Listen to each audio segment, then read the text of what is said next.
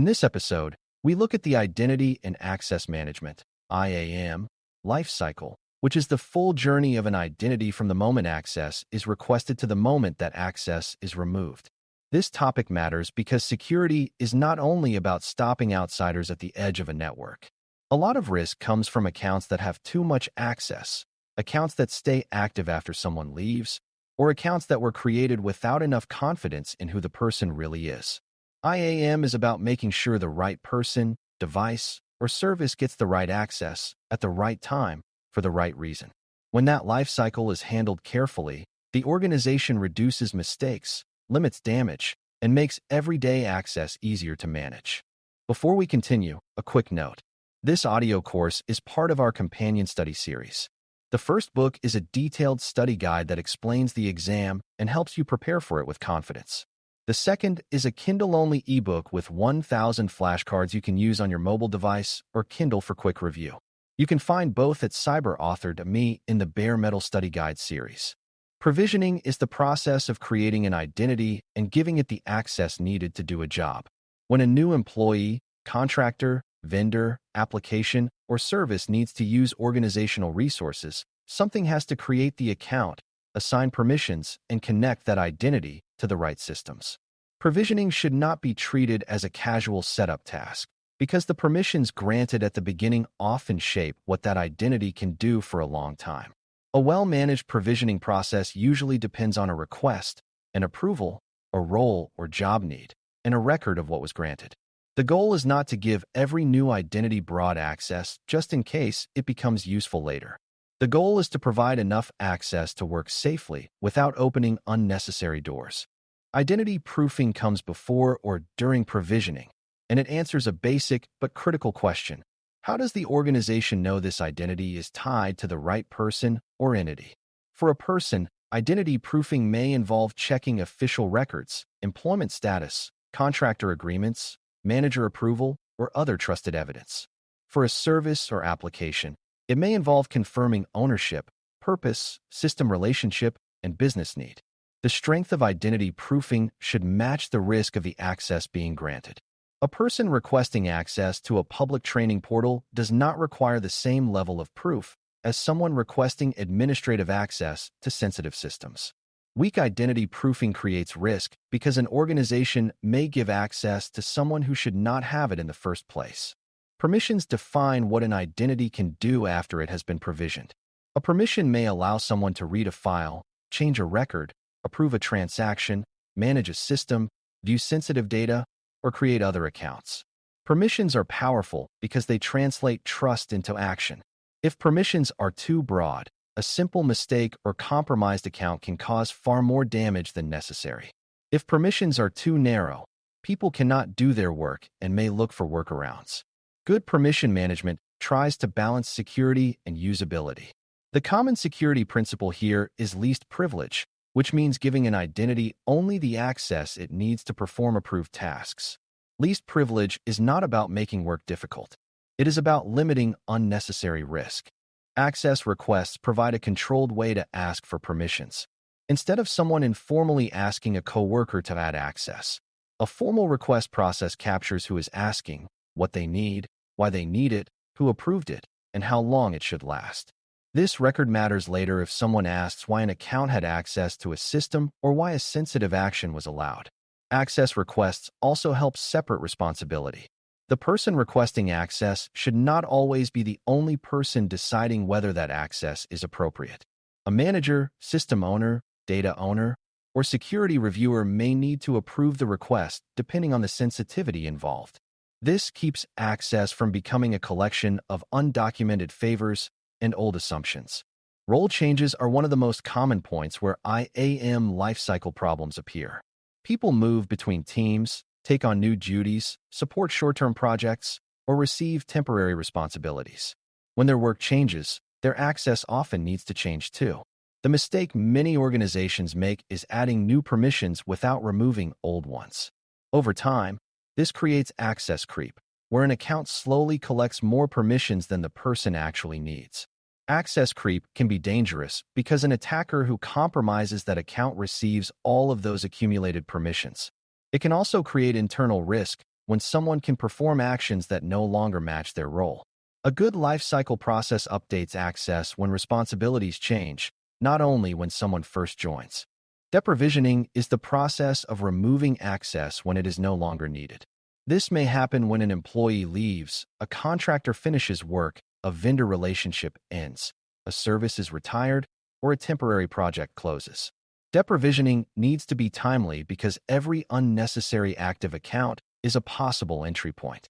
A former worker may no longer have a business reason to access systems. A forgotten vendor account may still connect to sensitive data. A retired service account may still have permissions that nobody remembers. Strong deprovisioning disables or removes accounts, revokes sessions, removes group memberships, recovers devices where appropriate, and documents the change. The faster and cleaner the process is, the less chance there is for old access to become a new problem. Stale accounts are accounts that still exist even though they are no longer clearly needed or actively used. They are dangerous because they often receive less attention than accounts used every day. A stale account might belong to someone who left months ago, a contractor whose work ended, a test identity created during a project, or a service account tied to an old application. Attackers like stale accounts because unusual use may not be noticed quickly, especially if nobody owns the account anymore. Stale accounts may also have outdated passwords, weak controls, or permissions that were never reviewed. Cleaning them up is one of the practical ways an organization reduces attack surface. If an account has no clear owner, no current purpose, and no recent legitimate use, it deserves review.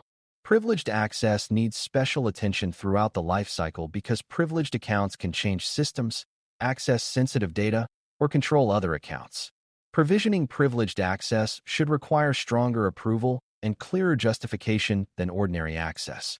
Identity proofing should be stronger because the impact of a mistake is higher. Permissions should be tightly limited to the role and task.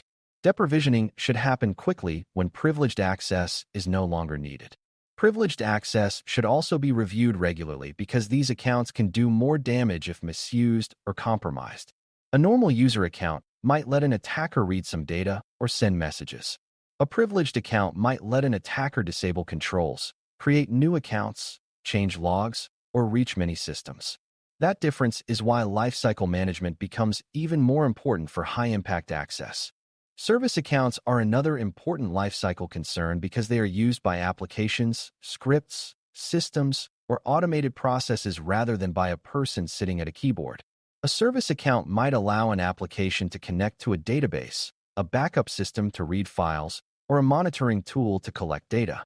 These accounts can be forgotten because no individual logs in with them during normal work.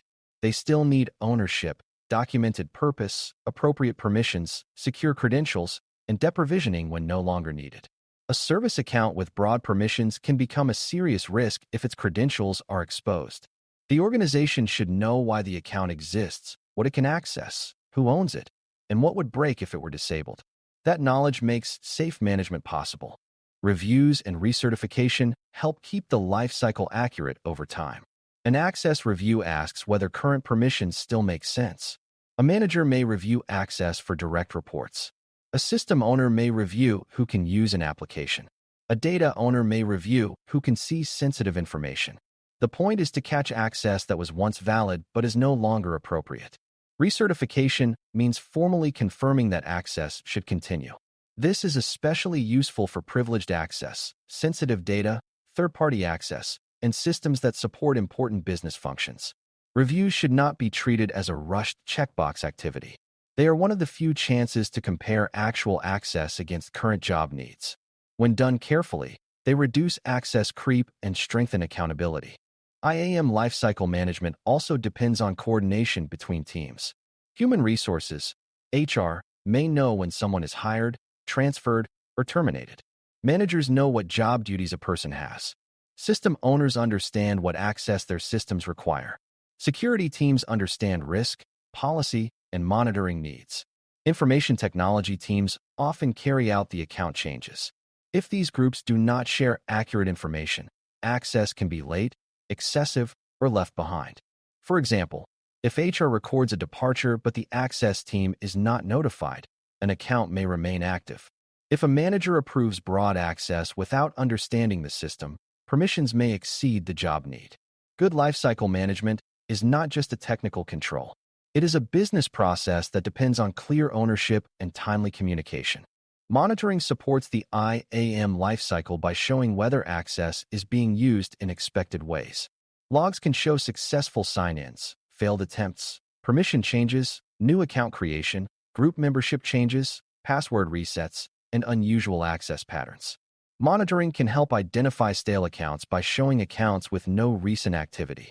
It can also identify suspicious activity, such as a dormant account suddenly signing in, a user accessing resources outside normal duties, or a privileged account being used at an unusual time. Multi-factor authentication, MFA, events may help show whether additional verification succeeded or failed. Monitoring does not replace good provisioning and deprovisioning, but it gives the organization feedback. It helps confirm whether identity controls are working and whether access behavior matches expectations. At the Security Plus level, you should connect the lifecycle pieces into one continuous flow. Identity proofing helps confirm who or what the identity represents.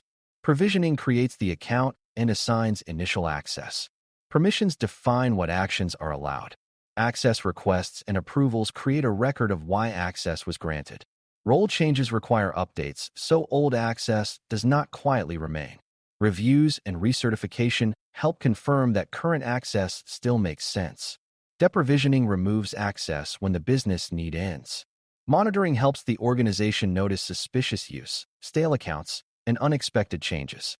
The life cycle matters because identity is one of the main ways modern environments make security decisions. If the organization gets identity wrong, many other controls become weaker. The main takeaway is that IAM lifecycle management is about controlling access from beginning to end, not just creating accounts when someone joins. A secure process starts by proving identity, granting only needed permissions, documenting access decisions, and updating access as responsibilities change. It continues by reviewing permissions, watching for unusual activity, and removing accounts or access when they are no longer needed. Stale accounts are dangerous because they leave old doors open. Excessive permissions are dangerous because they turn one mistake or compromise into a larger event. Strong lifecycle management makes access more intentional, more traceable, and easier to defend. When you hear provisioning, deprovisioning, permissions, and identity proofing, think about the full story of trust: how it begins, how it changes, how it is checked, and how it ends. Thanks for listening. For more audio courses, daily newsletters, and more, please visit BareMetalCyber.com.